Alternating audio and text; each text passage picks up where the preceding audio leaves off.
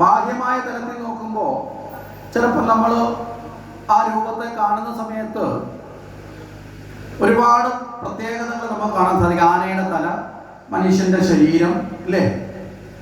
പിന്നെയോ എലിയുടെ പുറത്ത് യാത്ര ചെയ്യുക. അപ്പൊ പ്രഥമ പൂജിതനായ ഗണപതിയുടെ ഈ രൂപം എന്താണ്?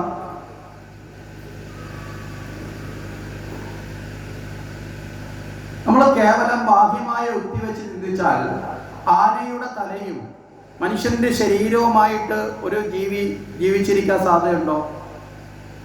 ഒരിക്കലുമില്ല. പക്ഷെ ഇവിടെ ഒരു സിംബോളിക്കാണ്, ഒരു പ്രതീകമാണ്. ഈ പ്രതീകാത്മകത എങ്ങനെയാണ് നമ്മൾ മനസ്സിലാക്കേണ്ടത് ചോദിച്ചാൽ അത് പ്രതിദാനം ചെയ്യുന്ന തത്വത്തെ അല്ലെങ്കിൽ സൂചനയെ മനസ്സിലാക്കിക്കൊണ്ടാണ്. ചില കാര്യങ്ങളിൽ ചില പ്രതീകങ്ങളിലൂടെ നമുക്ക് ചില അറിവ് പകർന്നു തരാറല്ലേ. ഇപ്പം നമ്മൾ റോഡിലൂടെ യാത്ര ചെയ്യുമ്പോൾ ഇപ്പോൾ തൊട്ടടുത്തൊരു സ്കൂളുണ്ട് എന്ന് വെക്കുക. വണ്ടി ഓട്ടിച്ച് വരുന്ന സമയത്ത് അടുത്ത സ്ഥലത്ത് സ്കൂളുണ്ട്, വാഹനം ഓട്ടിക്കുമ്പോൾ ശ്രദ്ധിക്കണം എന്ന് കാണിക്കാൻ വേണ്ടിയിട്ട് ഒരു ബോർഡ് വെച്ചിട്ട് അതിനകത്തൊരു കുട്ടി ബാഗും പിടിച്ചുകൊണ്ട് ഇങ്ങനെ നടക്കുന്നത് കണ്ടാൽ വണ്ടി ഓട്ടിക്കുന്നവൻ എന്ത് ധരിക്കും? സ്കൂളുണ്ട്, ക്രോസിംഗ് ആണ്, പതുക്കെ കൊണ്ടുപോകണം, അല്ലേ? ചിലയിടത്ത് ഇടുങ്ങിയ പാലമുണ്ട്, റെയിൽവേ ക്രോസ് ഉണ്ട്, ഇങ്ങനെയൊക്കെ ചില പ്രതീകം കാണിക്കില്ലേ? അപ്പോൾ അതിലൂടെ ഒരു ആശയത്തെ അല്ലേ പകരുന്നത്? മനസ്സിലായോ? സ്കൂളിനെ അല്ലല്ലോ ബോഡി കാണിച്ചതാണോ? ഒരു ആശയത്തെയാണ് കാണിക്കുന്നത്. അതിലൂടെ നമ്മൾ ബോധ്യപ്പെടണം. ഇതുപോലെ നമ്മളെ ചില ബോധ്യങ്ങളിലേക്ക് ഉയർത്തുവാനുള്ള പ്രതീകാത്മകമായ തത്വങ്ങളെയാണ് ഈ രൂപങ്ങളായി ചമച്ചിട്ടുള്ളതെന്ന് നമ്മൾ തിരിച്ചറിയുക. ഇവിടെ ഗണപതിയുടെ രൂപസ്വരൂപത്തെ എടുത്തു കഴിഞ്ഞാൽ അതിൽ നമ്മൾ ആദ്യം കാണേണ്ടത് ഒരു വ്യക്തിയുടെ കർമ്മ സിദ്ധാന്തം. ഒരു വ്യക്തി ജീവിതത്തിലെ വിഘ്നങ്ങളെ അകലുന്നത് എപ്പോഴാണ്? അവൻ്റെ കർമ്മം കൊണ്ടല്ലേ, അല്ലേ? ജീവിതത്തിൽ നമുക്കൊരു തടസ്സമുണ്ടെന്ന് പറഞ്ഞ് എവിടെയെങ്കിലും ഇരുന്നുകൊണ്ട് പൂവും വാരിയിട്ട് പൂജ ചെയ്തുകൊണ്ട് മാത്രമേ അത് മാറുമോ? നമ്മളതിൻ്റെ കർമ്മം ചെയ്യണം. പരീക്ഷയ്ക്ക് പഠിച്ച് ജയിക്കണമെന്ന് ആഗ്രഹിക്കുന്ന വിദ്യാർത്ഥി 24 മണിക്കൂറും വിളക്ക് കത്തിച്ചിട്ട് ദൈവമേ എന്ന് പറഞ്ഞ് പൂജ ചെയ്താൽ പരീക്ഷ ജയിക്കുമോ? ജയിക്കില്ല. അങ്ങനെയുള്ള അന്ധവിശ്വാസങ്ങളും നമുക്കില്ല. മനസ്സിലായില്ലേ? ഈശ്വരൻ്റെ പേരിൽ അവനെന്ത് ചെയ്യണം? പഠിക്കണം. പഠിച്ചിട്ട് അവൻ ദൈവമേ എന്ന് വിളിച്ചാൽ അതിന് ഫലം ഉണ്ടാവും. പഠിച്ചത് അവൻ്റെ ശിരസിൽ കൃത്യമായി ഉറയ്ക്കാനും, അല്ലേ? ഇങ്ങനെ തന്നെയാണ് നമ്മുടെ പ്രാധാന്യം. അതുകൊണ്ടാണ് പണ്ടേ പറഞ്ഞു, താൻ പാതി ദൈവം പാതി. നമ്മൾ ചെയ്യേണ്ടത് ചെയ്യുക. പുരുഷ പ്രയത്നം തന്നെയാണ് യഥാർത്ഥ ഈശ്വരാനുഗ്രഹം എന്ന് നമ്മുടെ ശാസ്ത്രം പറയും. പുരുഷ പ്രയത്നം എന്ന് പറഞ്ഞാൽ ആണുങ്ങൾ പ്രയത്നിക്കുക, പെണ്ണുങ്ങൾ വീട്ടിയിരിക്കുക എന്നുള്ളതല്ല. ഇവിടെ പുരുഷൻ എന്ന വാക്ക് സംസ്കൃത അർത്ഥത്തിൽ ഉപയോഗിക്കപ്പെടുമ്പോൾ, നമ്മുടെ പുരാണങ്ങളിൽ ഉപയോഗിക്കപ്പെടുമ്പോൾ ആ പദത്തിൻ്റെ അർത്ഥം എന്ന് പറഞ്ഞത് പുരുവിൽ വസിക്കുന്ന സർവ്വജീവനും പുരുഷനാണ്. പുരു എന്ന് പറഞ്ഞാൽ ശരീരം. മനസ്സിലായേ? ശരീരം പ്രാപിച്ചിരിക്കുന്ന എല്ലാ ജീവനും എന്താണ്? പുരുഷനാണ്. മനുഷ്യൻ മാത്രമല്ല, പട്ടിജാലങ്ങളും പക്ഷി മൃഗാദികളും ഒക്കെ ആ ഒരർത്ഥത്തിലൊക്കെ ശരീരമുണ്ടോ അതെല്ലാം പുരുഷനാണ്. അപ്പോൾ പുരുഷ പ്രയത്നം ഈശ്വരാനുഗ്രഹകാരകം. മനസ്സിലായില്ലേ? അതാത് ജീവികൾ അവരവരുടെ കാര്യത്തിന് വേണ്ടി ചെയ്യുന്ന പ്രയത്നം തന്നെയാണ് ഈശ്വരാനുഗ്രഹമായി പരിണമിക്കുന്നത്. പ്രയത്നിക്കാത്തവനൊന്നും കിട്ടില്ല. പ്രയത്നിക്കുന്നവനല്ലേ നേടാൻ പറ്റുള്ളൂ, അല്ലേ? പരിശ്രമിക്കുന്നവനല്ലേ വിജയിക്കാൻ പറ്റത്തുള്ളൂ. ശരിയല്ലേ? അപ്പോൾ അതുകൊണ്ട് ആ പ്രയത്നത്തെയാണ് ആദ്യത്തെ ഘടനയിൽ കാണുന്നത്. അപ്പൊ നമ്മുടെ ദൈവം എപ്പോഴാണ് നമ്മളെ അനുഗ്രഹിക്കുന്നത് ചോദിച്ചാൽ നമ്മുടെ നീതിസാര വാക്യത്തിൽ പറയും, 6 ഘടകങ്ങൾ ഒത്തുചേരുന്നവരെ ഈശ്വരൻ വന്നു ചേരും, അനുഗ്രഹം ഉണ്ടാവും. ഉദ്യമം, സാഹസം, ധൈര്യം, ബുദ്ധിശക്തി, പരാക്രമ, ഷഡതേ എത്ര വർത്തന്തേ തത്ര ദേവ പ്രസാദയേ. മനസ്സിലായില്ലേ? ഭഗവാൻ പ്രസാദിക്കണമെങ്കിൽ നമ്മൾ വെറുതെ പോയി എല്ലാ ദിവസവും ക്ഷേത്രത്തിൽ തൊഴുതിട്ട് കാര്യമില്ല. എല്ലാ ദിവസവും വിളക്കിന് മാത്രം ഒരു നാമം ചോദിച്ചുകൊണ്ട് കാര്യമില്ല. നമ്മളിൽ ഉണ്ടാകേണ്ട ചില ഗുണങ്ങൾ ഉണ്ടാവണം. പറഞ്ഞ മനസ്സിലായില്ലേ? നമ്മളിൽ ഉണ്ടാകേണ്ട ഗുണങ്ങൾ ഉണ്ടാവണം. അപ്പൊ ആ ഗുണങ്ങൾ കൂടി ആർജിച്ചുകൊണ്ട് വേണം. കാരണം അർഹതയുള്ളവനും യോഗ്യതയുള്ളവനിലേക്കല്ലേ ഭഗവാൻ അനുഗ്രഹം വന്നു ചേർത്തോളൂ. മനസ്സിലാവുന്നുണ്ടോ? അർഹതയില്ലാത്തവനിലേക്ക് വന്നു ചേർന്നാൽ അതെന്തായി മാറും? അനർത്ഥമായി മാറും. അപ്പൊ അർഹത ഉണ്ടാവണം. അപ്പൊ ഭാഗവതം തന്നെ നമ്മൾ ചർച്ച ചെയ്തപ്പോൾ പറഞ്ഞു, ഭാഗവതം കേൾക്കാൻ അർഹത ആർക്കാന്ന് വെച്ചോ പരീക്ഷത്തിനെയാണ് അവിടെ ഉദാഹരണമാക്കി വെച്ചത്. എന്താ പരീക്ഷത്ത് രാജാവായതുകൊണ്ടാണോ? അല്ല. ഈ മനുഷ്യ ജീവിതം നശ്വരമാണ് എന്ന ഉത്തമ ബോധ്യത്തിൽ ആരെത്തി? പരീക്ഷത്തെത്തി. 7 ദിവസം കൂടിയേ ഉള്ളൂ, അല്ലേ? ഉത്തമ ബോധ്യമായി. അണുകിട അങ്ങോട്ടും ഇങ്ങോട്ടും മാറ്റമില്ല. ആ നശ്വരമായ ഈ ജീവിതത്തില്, ആ നശ്വരമായ ജീവിതത്തിലെ ആ അവസ്ഥയിൽ കേവലം സുഖങ്ങൾക്ക് പുറകിലേക്ക് പായാതെ നിത്യാനന്ദപ്രദമായ അവസ്ഥയെ എങ്ങനെ പ്രാപിക്കാൻ സാധിക്കും എന്ന് ചോദിച്ചപ്പോഴാണ് ഭാഗവതത്തെ ഉപദേശിച്ച് ഭഗവത് തത്വത്തിലേക്ക് പരീക്ഷത്ത് ലയിക്കപ്പെടുന്നത്. പറഞ്ഞത് മനസ്സിലായോ? അപ്പൊ അവിടെയാണ് ചില യോഗ്യത നമുക്കുണ്ടാവണം. ഇപ്പൊ ക്ഷേത്ര ദർശനത്തിന് പോകുമ്പോഴും നമ്മുടെ പൂർവികന്മാരും നമ്മുടെ മാതാപിതാക്കളും ഒക്കെ നമ്മളോട് പറയില്ലേ, ചില യോഗ്യത ഉണ്ടാവണം. എന്താ? ശുദ്ധി ഉണ്ടാവണം അല്ലേ? ശരീരശുദ്ധി ഉണ്ടാവണം, മനഃശുദ്ധി ഉണ്ടാവണം, വാക്ശുദ്ധി ഉണ്ടാവണം, മനസ്സിലായില്ലേ? ചിന്താശുദ്ധി ഉണ്ടാവണം, മന്ത്രശുദ്ധി ഉണ്ടാവണം. പഞ്ചശുദ്ധി വേണം ക്ഷേത്രത്തിലേക്ക് പോകാൻ. അല്ല വീട്ടിൽ നിന്ന് കുളിച്ചത് കൊണ്ട് മാത്രം ക്ഷേത്രത്തിലേക്ക് പോകാമെന്നുള്ള യോഗ്യതയായില്ല. മനഃശുദ്ധി വേണം, വാക്ശുദ്ധി വേണം, അതിനാണ് നാമം ജപിക്കുന്നത് അല്ലേ? ഇന്ദ്രിയ ശുദ്ധികൾ വേണം. കണ്ണും നാക്കും മൂക്കൊക്കെ അമ്പലം ചെന്നിട്ട് അടുത്ത് നിൽക്കുന്ന ആളുടെ പട്ടു വസ്ത്രവും അപ്പുറത്തിരിക്കുന്ന ആളടിച്ച് സ്പ്രേയുടെ മണവും ഒക്കെ നോക്കാൻ പോയാൽ ഭഗവാനെ അനുഭവിക്കാൻ പറ്റുമോ? അപ്പൊ ഇന്ദ്രിയ ശുദ്ധി വേണം. മനസ്സിലാവുന്നുണ്ടോ? അങ്ങനെയുള്ള ശുദ്ധീകരണങ്ങളാവുന്ന യോഗ്യത ഉണ്ടെങ്കിലാണ് നമുക്ക് ആ ഈശ്വരാനുഭവം കിട്ടുന്നത്. ഇല്ലെങ്കിലോ നമ്മളവിടെ പോയി എല്ലാവരെയും നോക്കി കണ്ടു, അപ്പൊ അങ്ങനെ ഒരു ചെറിയ ആനന്ദത്തിൽ തിരിച്ചു വരും. അപ്പൊ ഇവിടെ കൃത്യമായിട്ട് പറയും, ഭഗവാനെ അനുഗ്രഹം നമ്മളിലേക്ക് ഭഗവാൻ വന്നു ചെന്നെ ഉദ്യമം സാഹസം ധൈര്യം ബുദ്ധിശക്തി പരാക്രമ ഷടതേ എത്ര വർത്തന്തേ തത്ര ദേവ പ്രസാദയ. ഉദ്യമം ഉണ്ടാവണം, സാഹസം ഉണ്ടാവണം, ധൈര്യം ഉണ്ടാവണം, ബുദ്ധി ഉണ്ടാവണം, ശക്തി ഉണ്ടാവണം, പരാക്രമം. ഇത് നമ്മളിൽ തന്നെ ഉണ്ടാകേണ്ട ഗുണമാണ്. ഈ 6 ഉണ്ടെങ്കിൽ തത്ര ദേവ പ്രസാദയ, അവിടെ ആര് പ്രസാദിക്കും? ഭഗവാൻ പ്രസാദിക്കും. ഗീതയിൽ ഭഗവാൻ പറയും, ശ്രേഷ്ഠതയുടെ അടിസ്ഥാനം 5 കരണങ്ങളുണ്ടാവണം. അധിഷ്ഠാനം തഥാ കർത്ത കരണം ച പൃഥഗ്ഗിതം വിവിധാത പൃഥക്ഷ ദൈവം ചൈവാത്ര പഞ്ചമം. 4 കാര്യങ്ങൾ കൃത്യമാക്കിയാൽ 5ാമത്തെ കാര്യം ആര് കൃത്യമാക്കും? നമുക്ക് വേണ്ടി ഭഗവാൻ കൃത്യമാക്കി തരും. ഇങ്ങനെയാണ് നമ്മുടെ ഈശ്വര വിശ്വാസങ്ങൾ. അതുകൊണ്ട് പുരുഷ പ്രയത്നം പ്രധാനമാണ് അല്ലേ കർമ്മങ്ങൾക്ക്. അപ്പൊ ആ കർമ്മങ്ങളിൽ പ്രയത്നിക്കുന്നവൻ ആ കർമ്മം എങ്ങനെ ചെയ്യണം? അജ്ഞാനത്തോടു കൂടി ചെയ്യണോ, ജ്ഞാനരഹിതനായി ചെയ്യണോ? ജ്ഞാനത്തോടു കൂടി ചെയ്യണമെങ്കിലല്ലേ ആ കർമ്മം കൃത്യമായി അറിഞ്ഞ് മനസ്സിലാക്കി ചെയ്യണം. അപ്പൊ ജ്ഞാനകർമ്മ സമുന്നയം ഉണ്ടാവണം. ഈ ജ്ഞാനകർമ്മ സമുന്നയത്തിന്റെ പ്രതീകത്തിലെ ഏറ്റവും ശ്രേഷ്ഠനായ ദേവനാണ് ഗണപതി. അപ്പൊ ആദ്യം തന്നെ ഒരു ഭക്തനിൽ ഉണ്ടാകേണ്ട ഗുണങ്ങളെ കുറിച്ച് സൂചിപ്പിക്കുന്നത് കൊണ്ടാണ് ആദിദേവനായി ഗണപതി വന്നത്. അതിന് പിന്നെ ചില കഥകളൊക്കെ പറഞ്ഞിട്ടുണ്ട്. ഗണപതിയുടെ തല വെട്ടിയെന്നോ തല വെച്ച് പിടിപ്പിച്ചപ്പോൾ ഇതൊക്കെ ഒരു കഥാതത്വമാണ്. പക്ഷെ ആദിദേവനെ കാണുമ്പോൾ തന്നെ നമ്മളിൽ വർദ്ധിക്കേണ്ട ഗുണമുണ്ടായാലേ മറ്റു ദേവനെ നമസ്കരിക്കാനുള്ള തലത്തിലേക്ക് നമുക്ക് എത്തപ്പെടും. അപ്പൊ ജ്ഞാനകർമ്മ സമന്വയം എങ്ങനെയാ? ഇത് വെറുതെ പറയുന്നതല്ല, ജ്ഞാനേന്ദ്രിയങ്ങളിൽ പെടുന്നതല്ലേ നമ്മുടെ മൂക്കെന്ന് പറയുന്നത് അല്ലേ? ആണോ? ജ്ഞാനേന്ദ്രിയത്തിൽ പെടുന്നതാണ് മൂക്ക് അല്ലേ? അപ്പൊ ജ്ഞാനേന്ദ്രിയം തന്നെ കർമ്മേന്ദ്രിയമാക്കി സ്വീകരിച്ചിരിക്കുന്ന ഒരു രൂപമല്ലേ ഗണപതിയുടേത്? പറഞ്ഞു മനസ്സിലായില്ലേ? ഗണപതിയുടെ കർമ്മേന്ദ്രിയമായിട്ട് ഏറ്റവും കൂടുതൽ ഉപയോഗിക്കുന്നത് ഏതാ? മൂക്കാണ്, അതിന്റെ തുമ്പിക്കൈ. അപ്പൊ ജ്ഞാനകർമ്മ സമുന്നയം മനസ്സിലായില്ലേ? അതുണ്ടാവണം. പിന്നെയോ വളരെ ശ്രദ്ധയുണ്ടാവണം ജീവിതത്തിലോ. ആ ശ്രദ്ധ കാണുന്നതും കേൾക്കുന്നതും ഒരുപോലെ സത്യമായി തീരണം, ഒന്നാവണം അല്ലേ? കാണുന്നതൊന്നും കേൾക്കുന്നതും മറ്റൊന്നും ആണെങ്കിൽ ജീവിതത്തിൽ നമുക്ക് ആനന്ദം കിട്ടുമോ? ദുഃഖങ്ങളില്ലാതാവോ? ആവില്ല. അപ്പൊ കാണുന്നതും കേൾക്കുന്നതും. ആനയുടെ പ്രത്യേകം ശ്രദ്ധിച്ചാൽ മതി, ശ്രവണബോധം ഉണ്ടാവണം ഭക്തന്. നമ്മളിന്ന് പറഞ്ഞു, രുക്മിണിയുടെ ചരിത്രം പറഞ്ഞപ്പോ ഭക്തനിൽ ആദ്യം ഉണ്ടാവേണ്ട വിശാലമായ ഗുണം ഏതാ? ശ്രവണമാണ് അല്ലേ? ആ ശ്രവണബോധം. ആനയുടെ ചെവിയുടെ പ്രത്യേകത എന്താ?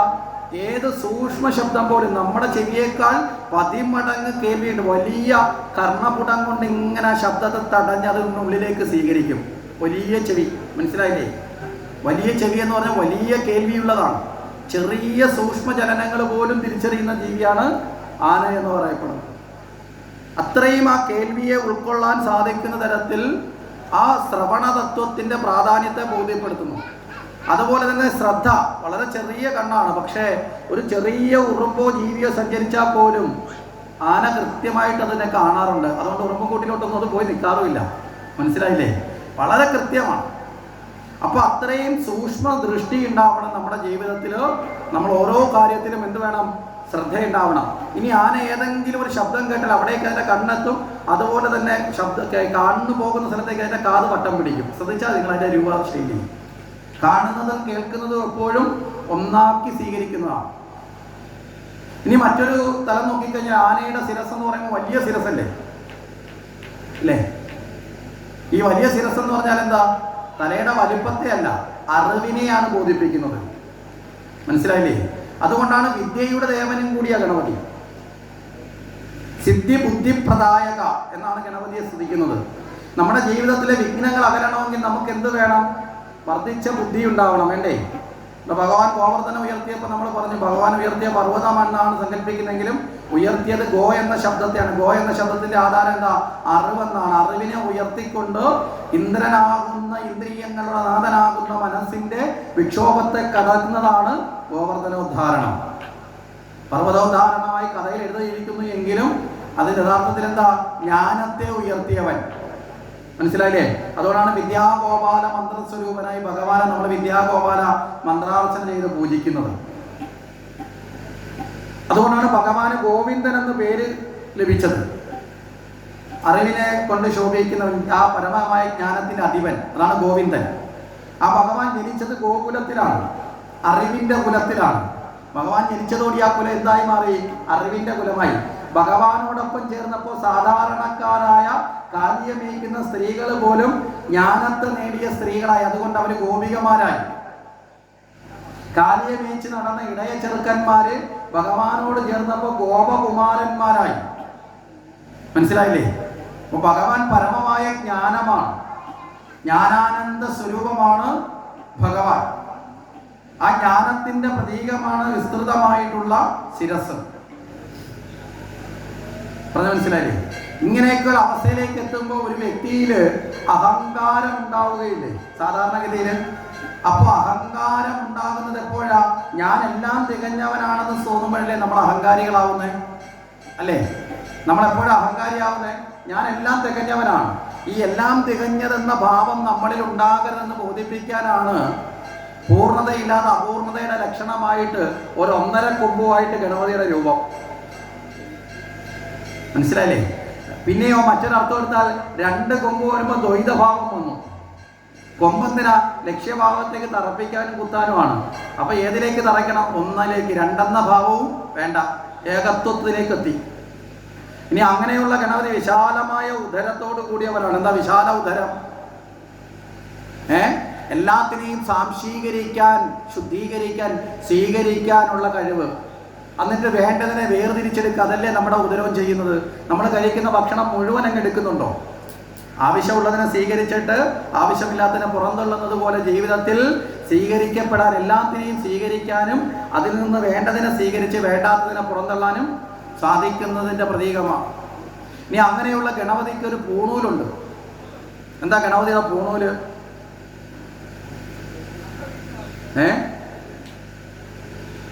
ആ പൂണൂലിൻ്റെ തത്വം മനസ്സിലാക്കിയാലേ നമ്മുടെ ക്ഷേത്രങ്ങളിലെ സർപ്പക്കാവിൻ്റെ മഹത്വം അറിയാൻ പറ്റും. അതറിയാത്തത് കൊണ്ടാണ് നമ്മളിപ്പോൾ നാട്ടിൽ കൂടെ എഴുതുന്ന പാമ്പാണ് നാഗരാജാവ് എന്നൊക്കെ പറഞ്ഞിട്ട് ഈ സർപ്പദോഷം എന്നൊക്കെ പറഞ്ഞ് തെറ്റായ വീക്ഷണത്തിലൂടെയൊക്കെ പോയി ഭയന്ന് ജീവിക്കുന്നവരായി മാറുന്നു.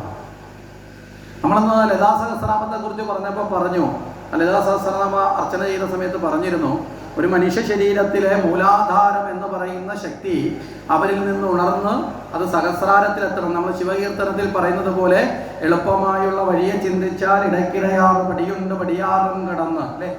6 പടി കടന്ന് ഉയരുന്ന ചൈതന്യമാകുന്ന ആ ശക്തിയാണ് സർപ്പസ്വരൂപമായി സങ്കല്പിക്കണം. പ്രാണനാണ്, എനർജിയാണ്. എനർജി സഞ്ചരിക്കുന്നത് എപ്പോഴും എങ്ങനെയാണ്? പ്രകൃതിയിലൂടെ. നമ്മളിപ്പോൾ ആധുനിക ഫിസിക്സ് പഠിച്ചു കഴിഞ്ഞാൽ, ക്വാണ്ടം ഫിസിക്സ് പഠിച്ചാൽ ക്വാണ്ടം ഫിസിക്സിന്റെ അടിസ്ഥാനത്തിൽ എനർജി എങ്ങനെയാ സഞ്ചരിക്കുന്നത് ഈ പ്രകൃതിയിൽ? എങ്ങനെയാ? സ്ട്രൈറ്റ് ആയിട്ടാണോ തരംഗ രൂപത്തിലാണോ? തരംഗ രൂപത്തിലാണ്. മനസ്സിലായില്ലേ? നമ്മളെ ഈ എനർജി സഞ്ചരിക്കുന്ന പ്രകൃതിയിൽ എനർജി സഞ്ചരിക്കുന്നത് ആധുനിക ഫിസിക്സിന്റെ അടിസ്ഥാനത്തിൽ പോലും കണ്ടെത്തിയിരിക്കുന്ന തരംഗ രൂപത്തിലാണ്. അതൊരിക്കലും സ്ട്രൈറ്റ് അല്ല. മനസ്സിലായില്ലേ? ഒരു സർപ്പഗതി പോലെയാണത് സഞ്ചരിക്കുന്നത്. ഈ സങ്കല്പത്തിൽ മനുഷ്യനിലെ ആ എനർജിയുടെ പ്രവാഹത്തെ സൂചിപ്പിക്കുന്നതിന് വേണ്ടിയിട്ടാണ് സർപ്പരൂപത്തിൽ ഈ എനർജിയെ സങ്കല്പിക്കുന്നത്. മനസ്സിലായില്ലേ? അതുകൊണ്ടാണ് അത് വളരെ വ്യക്തമായി മനസ്സിലാക്കണമെങ്കിൽ ഗുരുദേവന്റെ ഒരു കൃതിയുണ്ട്,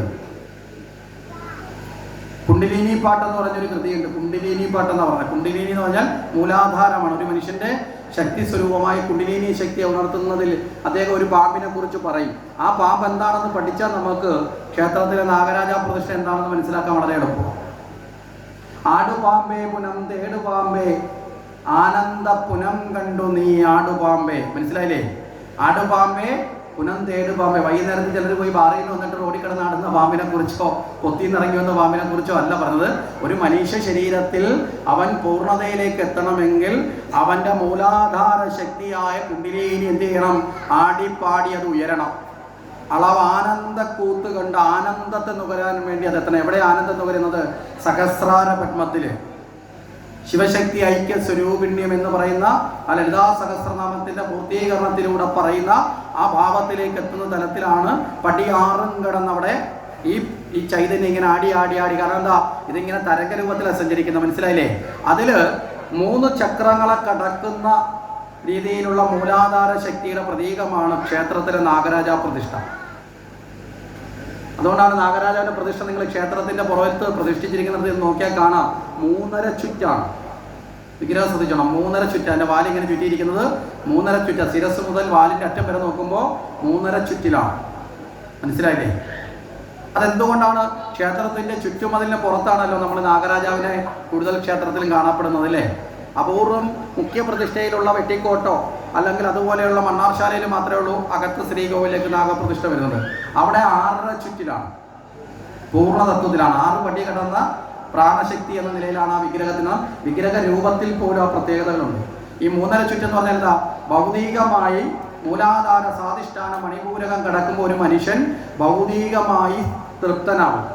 ഭൗതികമായി തൃപ്തനാവാത്ത ഒരാൾക്ക് ആധ്യാത്മിക തൃപ്തി കിട്ടുമോ? ഭൗതികമായ മോഹങ്ങളെല്ലാം തീർന്ന് അത് അടങ്ങിയാലേ ഏതിലേക്ക് പോകാൻ പറ്റൂ? ആധ്യാത്മിക ബോധത്തിലേക്ക് ഉയരാൻ പറ്റൂ. അതുകൊണ്ടാണ് നമ്മുടെ പുരാണങ്ങൾ പറയുന്നത് മോഹങ്ങളെ ഉപേക്ഷിക്കണം. മോഹങ്ങൾ ഉണ്ടെങ്കിൽ നമുക്ക് ഈശ്വരനെ നേടാൻ പറ്റില്ല. കാരണം എന്താ? ഈശ്വരനെ നേടാൻ മുമ്പിൽ പോയി നിൽക്കുമ്പോഴും നമ്മുടെ മനസ്സിൽ മോഹം വരും. അപ്പോൾ ഭഗവാന്റെ രൂപം നഷ്ടപ്പെട്ട് ഏത് രൂപം വരും? മോഹിച്ച വസ്തു എന്താണോ ആ രൂപം നമ്മുടെ മനസ്സിൽ. അതോടുകൂടി ഔട്ടാരായി. നമ്മൾ അമ്പലത്തിൽ മുമ്പിൽ ചിന്തിക്കുക ഭഗവാനെ വലിയൊരു വീട് വെക്കണം എന്ന് മനസ്സിൽ ആഗ്രഹിച്ചങ്ങ് പ്രാർത്ഥിക്കാന്ന് വെക്കുക. പിന്നെ നമ്മൾ ഭഗവാന്റെ രൂപമാണോ മനസ്സിൽ തെളിയുന്ന വീട്ടിലെ സ്വീകരണ മുറിയും ബെഡ്റൂം എങ്ങനെ ആയിരിക്കണം, ഇല്ല എത്ര വലിപ്പം വേണം, എത്ര സ്ക്വയർ ഫീറ്റ് വേണം, എന്തൊക്കെ ഡിസൈൻ വേണം, ഇതൊക്കെ ആയിരിക്കും ഇതിൽ തെളിയുന്നത്. അല്ലെങ്കിൽ എഞ്ചിനീയർ വരച്ചുകൊണ്ട് വന്ന് കാണിച്ച വീടിന്റെ രൂപമായിരിക്കും ഇതിൽ തെളിയുന്നത് അല്ലേ? അപ്പൊ ആരൗട്ടായി? ഭഗവാൻ ഔട്ടായി. മനസ്സിന് ഇങ്ങനെ ഒരു പ്രശ്നമുണ്ട്. മനസ്സതിന് ഇഷ്ടമുള്ളതിനെ നമ്മുടെ ഉള്ളിലേക്ക് തരും. മനസ്സിലായില്ലേ? എന്നിട്ട് പലതിനെ എടുത്ത് പുറത്തും കളയും. ഇത് സ്വയം മനസ്സ് ചെയ്തുകൊണ്ടിരിക്കും. എന്താ? നിയന്ത്രണമില്ലാത്ത മനസ്സെപ്പോഴും ഇത്തരം കാര്യങ്ങളിൽ ഏർപ്പെട്ടുകൊണ്ടിരിക്കും. നമ്മളിപ്പോൾ പഠിക്കുന്ന പാഠപുസ്തകം നോക്കിയ ഒരു കുട്ടി ഇരിക്കുക, പഠിക്കാനായിട്ട് ഇരുന്നപ്പോഴാണ് അവൻ അതിനകത്ത് കന്യാകുമാരി ഒരു വാക്ക് കിട്ടും. മനസ്സുറന്നെ കന്യാകുമാരിയിലേക്ക്. പിന്നെ പഠിത്തം നടക്കുമോ? മനസ്സിലായി? ഒരു വാക്ക് കിട്ടിയപ്പോൾ അതിൻ്റെ പുറകിൽ മനസ്സങ്ങ് പോയി. അപ്പം അവൻ്റെ പഠനത്തെ പുറന്തള്ളി. മനസ്സിലായില്ലേ? നിയന്ത്രണമില്ലാത്ത മനസ്സെപ്പോഴും നമ്മളെ അലോസരപ്പെടുത്തിക്കൊണ്ടിരിക്കും. അതുകൊണ്ടാണ് മനോനിയന്ത്രണത്തിന്റെ കഥ എന്ന നിലയിൽ നമ്മൾ കാളിയമർദ്ദനം ചർച്ച ചെയ്തത്. മനസ്സിലാവുന്നുണ്ടോ? ഭഗവാന്റെ കാളിയമർദ്ദനത്തിലൂടെ 5 ഇന്ദ്രിയങ്ങളെയും നിയന്ത്രിച്ച് ഭഗവാൻ തൻ്റെ പാദമുദ്രകൾക്ക് കീഴിലേക്ക് ഇന്ദ്രിയങ്ങളെ കൊണ്ടുവന്നു എന്ന് ചർച്ച ചെയ്തു. പിന്നെയോ ലക്ഷ്യബോധമുള്ള മനസ്സായി മാറുന്നതാണ് രുക്മിണി. ഭഗവാനെ അല്ലാതെ മറ്റൊരാളെയും ഞാൻ ഒരിക്കലും സ്വീകരിക്കില്ല എന്ന ലക്ഷ്യബോധം. മനസ്സിലല്ലേ? നിശ്ചയദാർഢ്യബോധം ആർക്കുണ്ടാവണം? മനസ്സിനുണ്ടാവണം. ജീവിതത്തിൽ ഏത് ലക്ഷ്യം നേടിയെടുക്കണമെങ്കിൽ ആ ലക്ഷ്യബോധം ഉണ്ടാവണം. അതാണ് രുക്മിണി തത്വത്തിലൂടെ നമ്മൾ ബോധ്യപ്പെട്ടത്.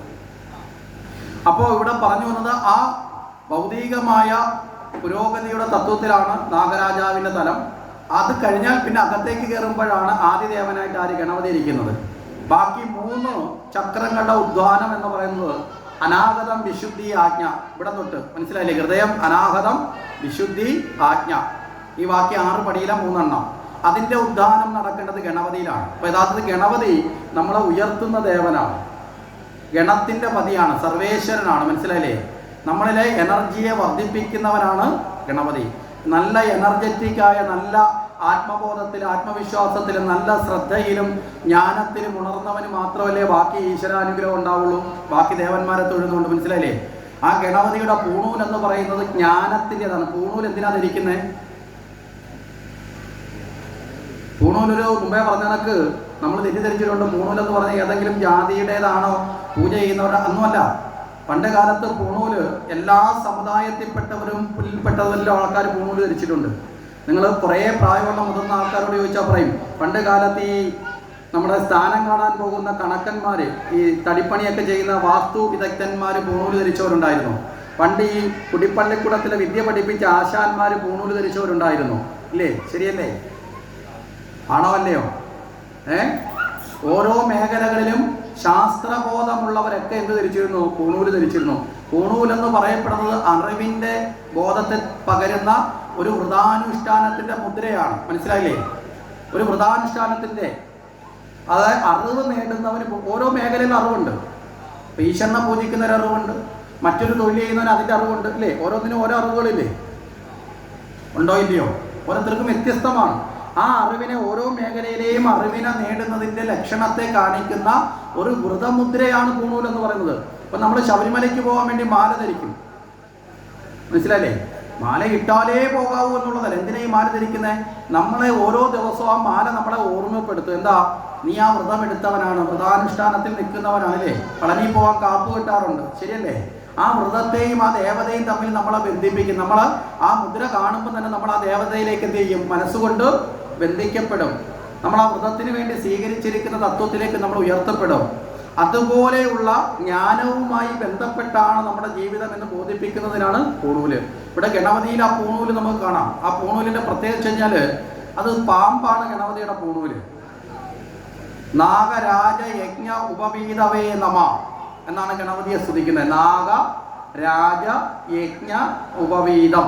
ഉപവീതം വെച്ചാൽ പൂണൂൽ എന്നാണ്. മനസ്സിലായില്ലേ? എന്താ കാരണം?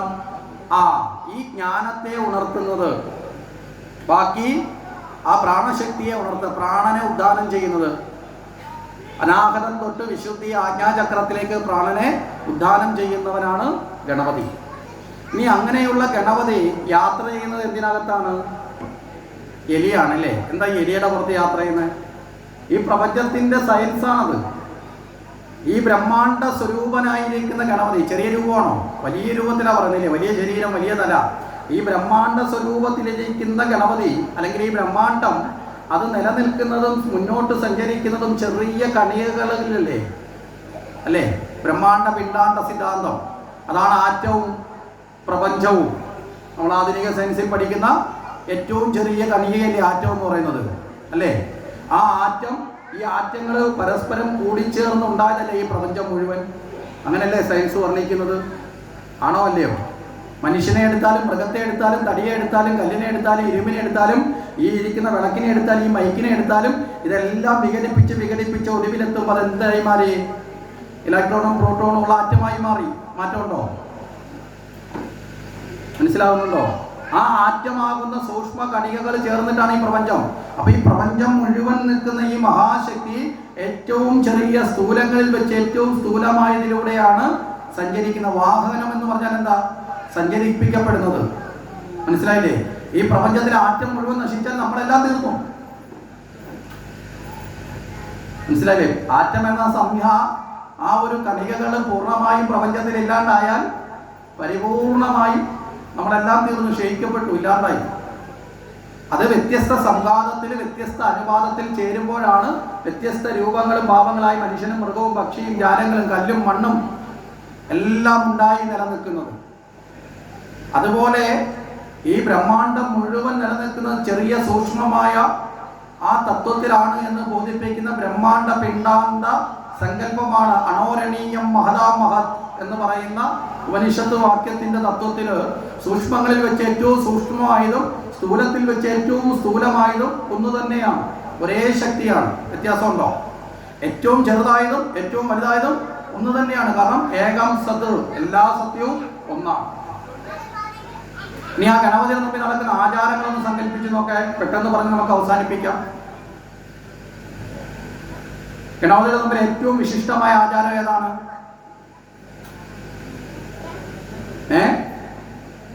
ഇന്ന് നമ്മളൊക്കെ ഉപേക്ഷിച്ചതാണ്. ഏതാണ്?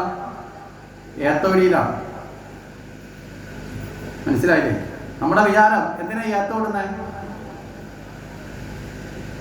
പണ്ട് വീട്ടിലൊക്കെ കൊച്ചുങ്ങൾ തെറ്റ് ചെയ്താൽ മുതിർന്നവർ വിളിച്ചേർത്ത് ഏത്ത പിടിക്കാൻ. അതുകൊണ്ട് ഇപ്പം നമ്മളെല്ലാവരും പഠിച്ചു വെച്ചിരിക്കുന്നത് ഏത്ത വിടുന്നത് ചെയ്തു പോയ പാപം തീരാനാണ്. നല്ല ഘട്ടം. ചെയ്തു പോയ പാപം തീരാണെന്നല്ല ഏത്ത വിടുന്നത്. ഏത്ത വിടുന്നതിന് നമ്മൾ വീട്ടുകളിൽ കുട്ടികൾ തെറ്റ് ചെയ്യുമ്പോൾ എന്തിനാണ് ഏത്ത പിടിക്കുന്നത്? ഒരു ശിക്ഷയായിട്ടും. മനസ്സിലായില്ലേ? അവർ മടിയനും അലസനും ആവാതെ അവർ ഉണർന്നു വരാൻ വേണ്ടിയിട്ടാണ് ഏത്തമിടുന്നത്. ഏത്തത്തിന് ഒരു വലിയ പോസിറ്റീവായ അവസ്ഥയുണ്ട്. ദ സൂപ്പർ യോഗ എന്ന് പറഞ്ഞുകൊണ്ട് ഇന്ന് ലോകത്ത് പ്രചരിക്കപ്പെടുന്ന ഒരു പദ്ധതിയായിട്ട് ഇന്ന് ഈ ഏത്തവിടിയിൽ മാറിയിട്ടുണ്ട്. നമ്മൾ നിർത്തി, മനസ്സിലായില്ലേ? നമ്മൾ വിദേശ രാഷ്ട്രങ്ങളിൽ അടക്കമുള്ള ഈ മാനസിക വികാസ പദ്ധതികൾ എടുത്ത് പഠിച്ചു കഴിഞ്ഞാൽ ഈ അടുത്ത കാലത്തൊക്കെ വലിയ ചർച്ച ഉണ്ട്, സൂപ്പർ പവർ ഓഫ് യോഗ. ജർമ്മനിയും മറ്റ് യൂറോപ്യൻ രാഷ്ട്രങ്ങളിലും ഒക്കെ ഒരു നിശ്ചിത ടൈം കഴിയുമ്പോൾ ഓരോ പീരീഡ് കഴിയുമ്പോഴും സ്കൂളിൽ കുട്ടികളെ കൊണ്ട് ഏത്തവിടിയിരിക്കും. നിങ്ങളിത് അറിയണമെങ്കിൽ ഇനി ഞാൻ പറഞ്ഞതുകൊണ്ട് വിശ്വസിക്കട്ടെ. നിങ്ങളുടെ കയ്യിലൊക്കെ ഇരിക്കുന്ന ഇപ്പൊ ഏത് വിരൽത്തുമ്പിൽ കുത്തിയാൽ കിട്ടുന്ന സാധനം ഉണ്ടല്ലോ അല്ലേ, അതിനകത്ത് കയറി നോക്കിയാൽ മതി, ഗൂഗിളിനകത്തൊക്കെ കയറി സെർച്ച് ചെയ്താൽ കിട്ടും സൂപ്പർ പവർ ഓഫ് യോഗ. പ്രത്യേകിച്ചും മാനസിക വികാസമില്ലാത്ത കുട്ടികളെ പഠിപ്പിക്കുന്ന സ്ഥലങ്ങളുണ്ടല്ലോ, അവിടെയാണ് ഇത് ഏറ്റവും കൂടുതൽ ഇത് ചെയ്ത് അത് സക്സസ് ആയി എന്ന് തെളിഞ്ഞത്. ബുദ്ധിയെ വികസിപ്പിക്കാൻ സാധിക്കുന്ന പ്രക്രിയയാകുന്ന ശരീരത്തിന്റെ പ്രാണ ഉദ്ധാനം നടത്തി ത്രിനാഡികളെയും ഉത്തേജിപ്പിച്ച് 6 ചക്രങ്ങളെയും ഉയർത്തി ആ ബ്രെയിനെ സൂപ്പർ പവറിലേക്ക് എത്തിക്കാൻ സാധിക്കുന്ന പ്രക്രിയയാണ് യോഗ.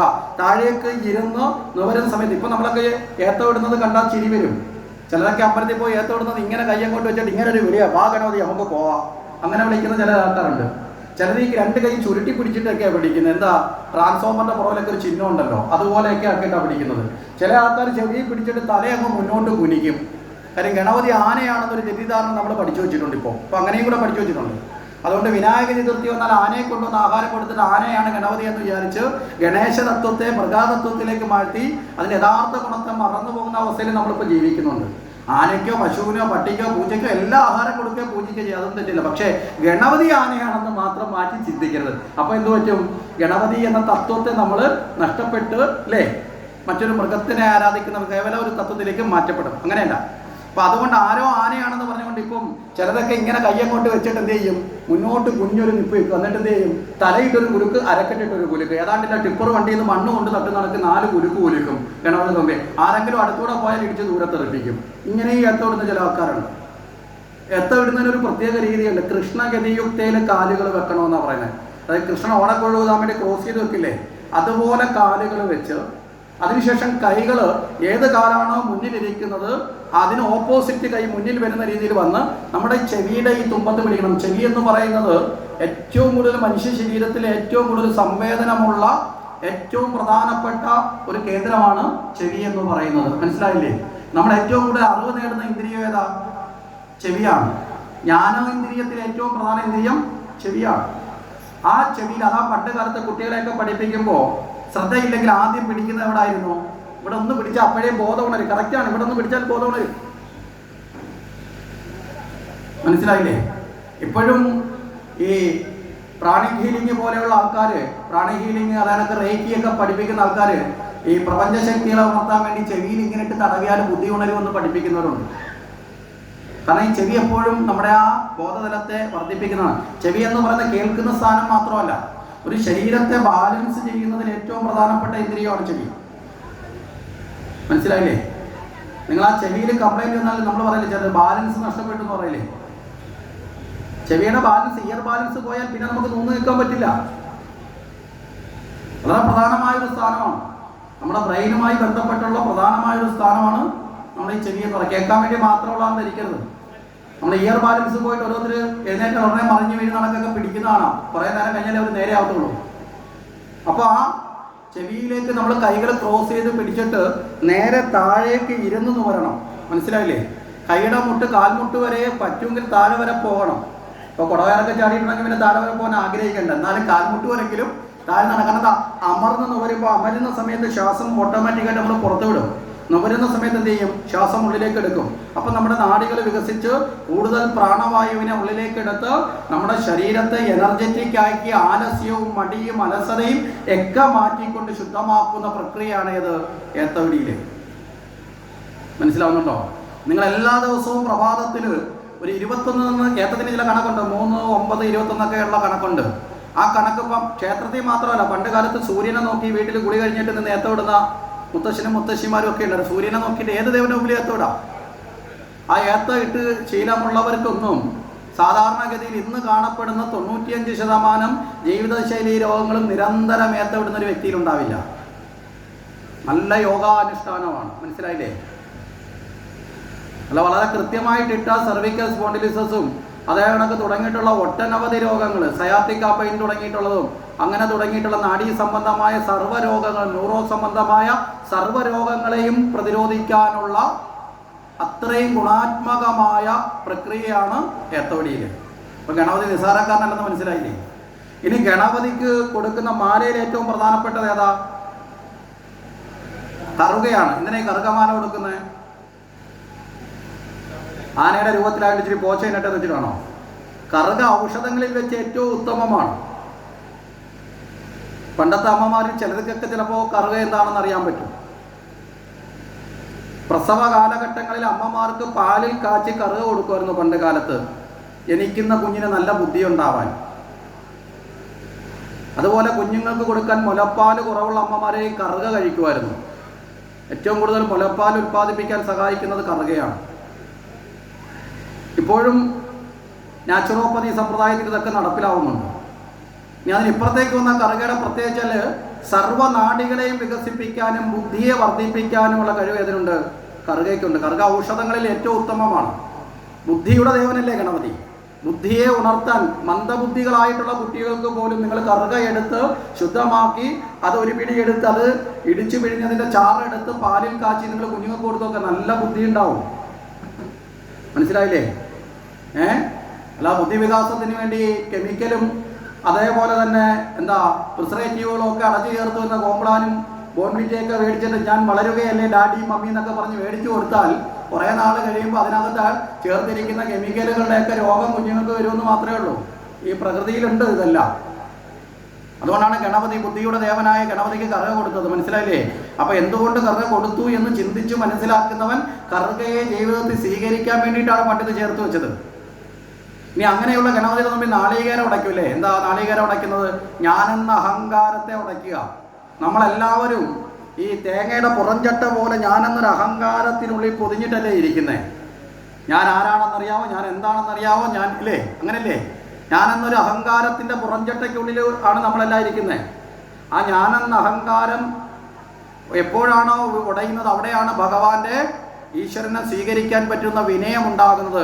ആ വിനയാനീതമായ ദേവനും കൂടാണ് ആര്? ഗണപതി. അപ്പോൾ അവിടെ ആ നാളികേരം ഉടയ്ക്കുന്നത് നമ്മളിലെ ഞാനെന്ന ഭാവത്തെ ഉടയ്ക്കണം. അതുകൊണ്ടാണ് പ്രധാനുഷ്ഠാനങ്ങളെല്ലാം തുടങ്ങുമ്പോൾ നാളികേരം ഉടയ്ക്കും. ഗണപതിയിൽ മാത്രമല്ല, ശബരിമല മാലയിടാൻ നേരത്ത് നാളികേരം ഉടയ്ക്കും. എന്തിനാ? ഞാനെന്ന ഭാവത്തെ കളയണം. മനുഷ്യ ശരീരത്തിൻ്റെ ദേഹബോധത്തിൻ്റെ പ്രതീകമാണ് തേങ്ങ. തേങ്ങയ്ക്ക് 3 കണ്ണുകളുണ്ടല്ലേ? ഈ 3 കണ്ണ് ഒരുപോലെ ആണോ? ഒരു കണ്ണ് വളരെ വലുതായിരിക്കും, തുരക്കാനും ഒക്കെ എളുപ്പം. നമ്മളൊക്കെ പണ്ട് പേന വരെ കുത്തി വെള്ളം കുടിക്കുന്നതൊക്കെ അതിനകത്തൂടെ ആയിരുന്നല്ലേ? എന്താ കാരണം? അത് സത്വഗുണ തത്വമാണ്. ബാക്കി 2 തമോ രജോ ഗുണമാണ്. ത്രിഗുണങ്ങളെ പ്രതിദാനം ചെയ്യുന്ന ഫലമാണ് നാളികേരം. അതുകൊണ്ടാണ് നാളികേരത്തിനുള്ള നെയ് നിറച്ചിട്ടൊക്കെ പോകുന്നത്. ഇനി നമ്മൾ വിശകലനം ചെയ്തു പോയാൽ നമ്മുടെ നാമസങ്കീർത്തനവും സമയമൊക്കെ ഒരുപാടാവും. പിന്നെ